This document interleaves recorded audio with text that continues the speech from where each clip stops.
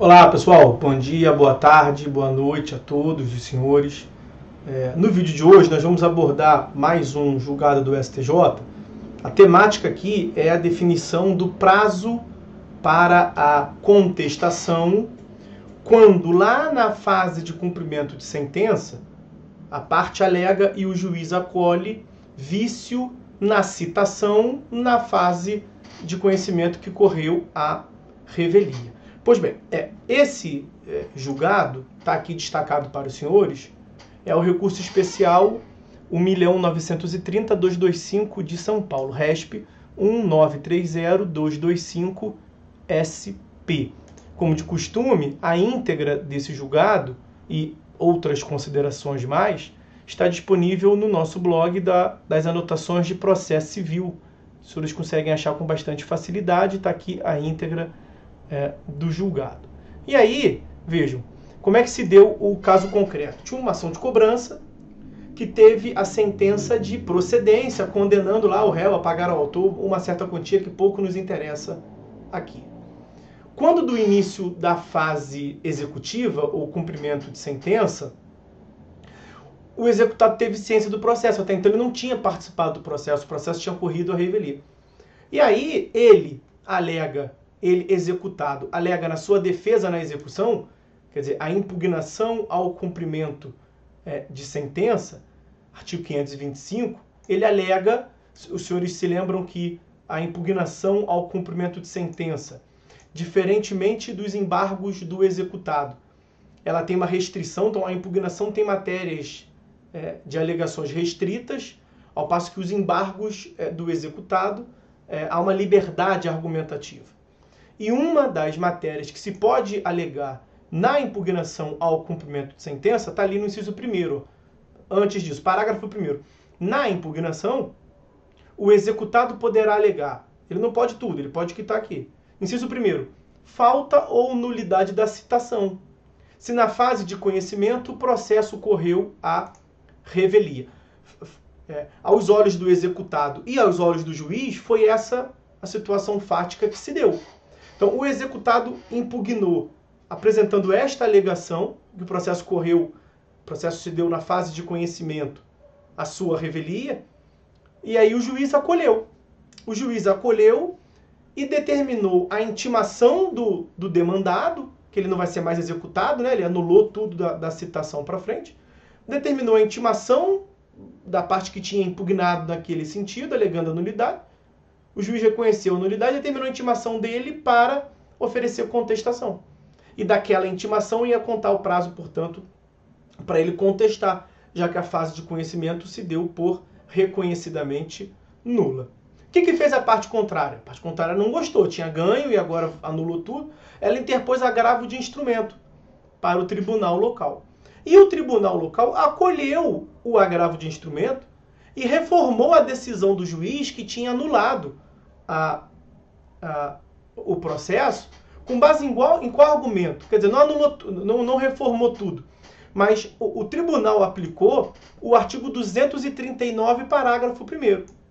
O 239 caput vai lá tratar da importância da citação para a validade do processo, é um pressuposto processual, portanto, de validade, sendo indispensável a regularidade da citação para o desenvolvimento válido e regular do processo. E aí o parágrafo 1º diz o seguinte, olha, o comparecimento espontâneo do réu ou do executado supre a falta ou a nulidade da citação, fluindo a partir desta data, a data do comparecimento espontâneo, o prazo para apresentação da contestação ou dos embargos à execução. Então, aos olhos do tribunal, o tribunal falou assim, tá, beleza, então os atos são nulos porque a parte não tinha sido regularmente citada, você anulou, beleza.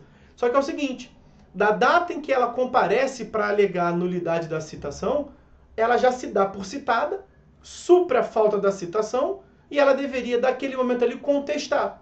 E ela não o fez, ela não contestou, ela só impugnou. Então o tribunal reconheceu, o Tribunal de São Paulo, tribunal local, aplicou a revelia. Quer dizer, veja, não faz sentido, porque nós temos, em tese, um conflito aqui. entre o 525, parágrafo 1º, inciso 1º, e o 239, parágrafo 1º. É justamente essa questão que se pôs a julgamento. O que deve a parte fazer quando lá na fase executiva do processo sincrético, ela vem a descobrir que não foi citada na fase anterior?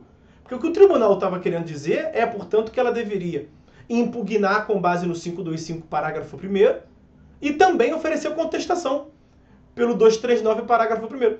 E essa matéria que foi levada ao STJ, o que disse o STJ? Que está errado o Tribunal de São Paulo, que isso não faz sentido. Que o 239, parágrafo 1º, comparecimento espontâneo, ele deve ser aplicado, quer dizer, a forma de interpretação dele é no sentido de que ele tem incidência em duas hipóteses. Quando o demandado, o sujeito passivo, toma conhecimento do processo de conhecimento ou da fase de conhecimento e ainda tem como intervir nela, que não era a hipótese dos autos. No caso do concreto, já estava lá no cumprimento de sentença. Só que se tivesse na fase de conhecimento, aplicar-se-ia então 239, parágrafo 1º, e a parte tinha que chegar alegando nulidade e já contestando, porque do comparecimento dela sobre a falta de citação. Não era a hipótese. E outra hipótese que tem incidência, o 239, parágrafo 1º, seria nos processos de execução iniciado por título extrajudicial. Porque lá o executado é citado para oferecer defesa. Então, quando ele alega nulidade na citação lá no processo de execução, ele também já deve de logo apresentar a sua defesa, que seria os embargos à execução. O caso dos autos não era nenhum nem outro. O caso dos autos se amolda mais ao 525, parágrafo 1º. A parte vai alegar a nulidade da citação na impugnação ao cumprimento de sentença. E aí, o STJ, a ministra Nancy, trouxe... para mim, essa explicação já seria suficiente. A predominância do 525, parágrafo 1º, inciso 1º, em contraposição ao 239, parágrafo 1º. Já seria suficiente. Na fundamentação, o STJ incluiu também o artigo 272, que trata das intimações por meio eletrônico, o 272, parágrafo 9º, que prevê: não sendo possível a prática imediata do ato diante da necessidade de acesso prévio aos autos, a parte limitar-se-á a arguir a nulidade da intimação, caso em que o prazo será contado da intimação da decisão que a reconheça. Esse argumento eu achei mais frágil um pouco. Tudo bem, a ministra Nancy disse que não se aplicava perfeitamente, que seria uma aplicação por analogia. O que ela quis dizer, o que importa é o seguinte: você deve adotar a providência que o juiz de piso adotou. A parte deve realmente interpor impugnação ao cumprimento de sentença, alegando nulidade, 525, parágrafo 1º, 1. Com o acolhimento do juiz, vai anular tudo que deu da citação para frente, e aí a parte é intimada. O juiz determina a intimação da parte, e dessa intimação, que reconhece a alegação dela de nulidade, dessa intimação começa a contar o prazo para ela contestar, porque volta à fase de conhecimento. O julgado ainda teceu algumas considerações a respeito da natureza da citação. Há quem entenda que é um pressuposto de validade, há quem entenda que é um pressuposto de existência. O que importa é que nós temos um vício grave no processo. Veja, o vício de nulidade seria menos pior do que o vício de inexistência. Essa é a discussão acadêmica. Tá? E aí, veja, o tribunal, o STJ reconheceu que a jurisprudência dele, STJ, a terceira turma do STJ reconheceu que a jurisprudência uníssona no âmbito do STJ é que o vício da citação acarreta inexistência dos atos posteriores à citação. Por que é importante essa distinção da natureza do vício? Porque pela inexistência a gente eleva a gravidade do vício, de modo que a parte poderia interpor ainda uma tal de querela nullitate, que é uma ação declaratória de nulidade, e o barato é que esse vício de ausência de citação, ele é tido como um vício transrescisório. Quer dizer, os vícios rescisórios são aqueles vícios graves que possibilitam a desconstituição de uma decisão transitada em julgado, decisão de mérito transitada em julgado. As hipóteses estão elencadas no artigo 966. Em tese, você pode incluir esse vício de citação no 966, inciso 5º. Só que o problema da rescisória é que ela tem um prazo decadencial de 2 anos, do artigo 976. E aí, reconhecendo essa gravidade da citação, que ela é um vício transrescisório, ela está, portanto, acima da gravidade da rescisória. O que significa dizer isso?